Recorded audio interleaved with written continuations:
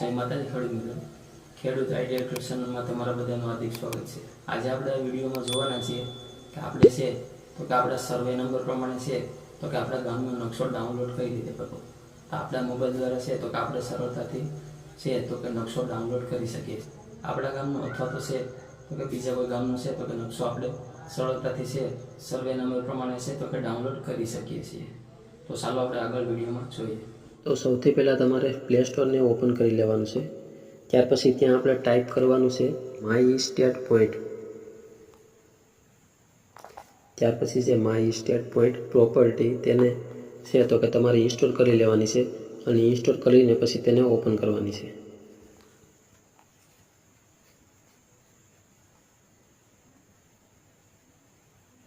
ત્યાર પછી છે તો કે તમે અહીંયા ઉપર જે સ્કીપ છે તેના ઉપર આપણે ક્લિક કરવાનું છે। ત્યાર પછી જે એરો છે તેના ઉપર આપણે ક્લિક કરવાનું છે।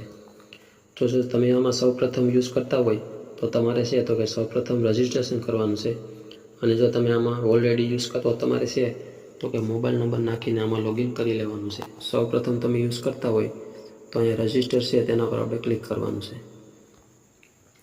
તો અહીંયા છે તો કે સૌપ્રથમ તમારે નામ નાખવાનું છે, પછી તમારે અહીંથી સિટી સિલેક્ટ કરવાની છે, પછી બિઝનેસ ટાઈપમાં છે તો કે તમે અહીંથી કોઈ પણ સિલેક્ટ કરી શકો છો। ત્યાર પછી અહીંયા મોબાઈલ નંબર નાખી દેવાના છે। ત્યાર પછી નીચે ઈમેલ આઈડી, ત્યાર પછી અહીંયા પાસવર્ડ અને કન્ફર્મ પાસવર્ડ નાખી અહીંયા આઈ એગ્રી છે તેના ઉપર ક્લિક કરીને સાઇન અપ ઉપર તમારે ક્લિક કરી દેવાનું છે। તો હું ઓલરેડી આને યુઝ કરું છું તો હું અત્યારે છે તો કે અહીંથી ડાયરેક્ટ લોગિન કરું છું।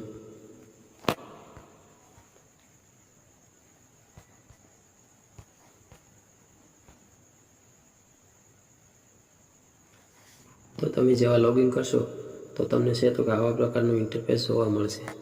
તો અહીંથી છે તો કે તમે તમારું લોનનું કેલ્ક્યુલેશન પણ કરી શકો છો, અથવા છે તો કાંઈ રેવન્યુ રેકોર્ડ એટલે કે 8, 7, 12 તમે છે તો કે જે પણ જોવા માગતા હોય તમે અહીંથી જોઈ શકો છો। તો અત્યારે છે તો કે આપણે મેપ જોવાનું છે તો કે તેના માટે છે તો કે અહીંયા TPDP વિલેજ મેપ છે તેના ઉપર આપણે ક્લિક કરવાનું છે। ત્યાર પછી છે તો કાંઈ ઘણા ઓપ્શન છે તેમાંથી આપણે વિલેજ મેપ ઉપર ક્લિક કરવાનું છે। ત્યાર પછી છે તો સિલેક્ટ ડિસ્ટ્રિક્ટ, અહીંથી આપણો જિલ્લો છે તે સિલેક્ટ કરી લેવાનું છે। ત્યાર પછી અહીંથી આપણે તાલુકો સિલેક્ટ કરી લેવાનું છે। ત્યાર પછી અહીંથી છે તો કે આપણે ગામ સિલેક્ટ કરી લેવાનું છે।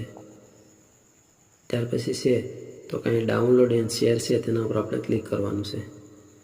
તો ત્યાર પછી છે તો કે તમારો અહીંયા ગામનો છે તો કે સર્વે નંબર પ્રમાણે છે તો કે નકશો આવી ગયો છે। તો તમે અહીંથી ઝૂમ કરીને પણ જોઈ શકો છો।